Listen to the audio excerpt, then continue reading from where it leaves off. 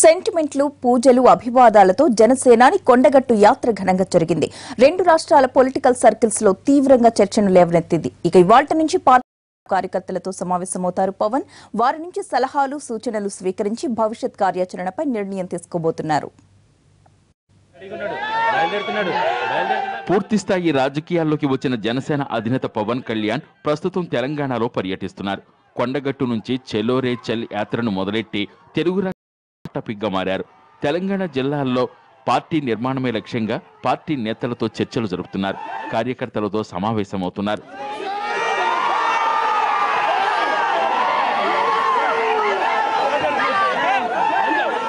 కరీంనగర్ మండలం రేకుర్తి గ్రామంలోని శుభం గార్డెన్లో కరీంనగర్, నిజామాబాద్, ఆదిలాబాద్ జిల్లా జనసేన కార్యకర్తలు పార్టీ నాయకులతో సమావేశమవుతారు. పార్టీ నిర్మాణం, ప్రజా సమస్యలకు సంబంధించి సలహాలను స్వీకరిస్తారు. నిన్న కొండగట్టు ఆలయంలో అంజన్న దర్శనం చేసుకున్న పవన్ ప్రత్యేక పూజలు చేశారు.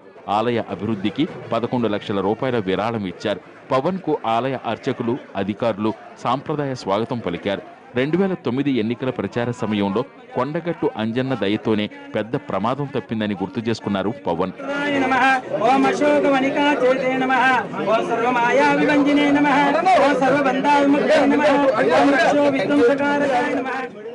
సమస్యల పరిష్కారమే ధ్యేయంగా జనసేన నడుచుకోవాలని స్పష్టం చేశారు. మొదటగా కార్యకర్తల నుంచి సలహాలు, సూచనలు స్వీకరిస్తామని, ఆ తర్వాత జిల్లా పర్యటనలకు శ్రీకారం చుడతామని తేల్చి చెప్పారు పవన్.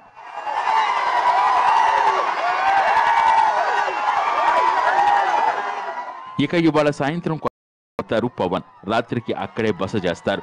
రేపు ఖమ్మంకు వెళ్లి ఉమ్మడి ఖమ్మం, వరంగల్, నల్గొండ జిల్లాల కార్యకర్తలతో సమావేశమవుతారు. భేటీ అనంతరం తిరిగి హైదరాబాద్కు పయనమవుతారు.